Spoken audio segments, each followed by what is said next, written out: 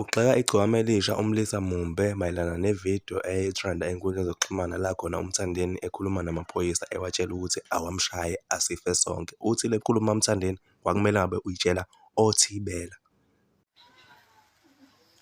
Asife sonke, enzeni amaphoyisa?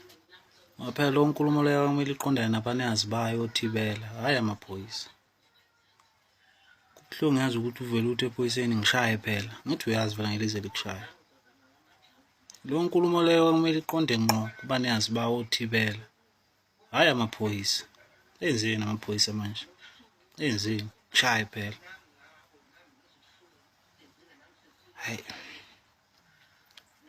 Hayi, kulungile bafana bakithi, hhayi. Siwalandele nje amaqhawe wethu, akunankinga, akwaliwe. Kodwa nje, hhayi. Enzeni amaphoyisa? Ngishaye phela, sife sonke. Inkulumo kumele ize kothibela leyo. Hhayi emaphoyiseni, awenze lutho amaphoyisa, enzeni? Hayi, ngathi le nkani ishove endaweni e-wrong manje.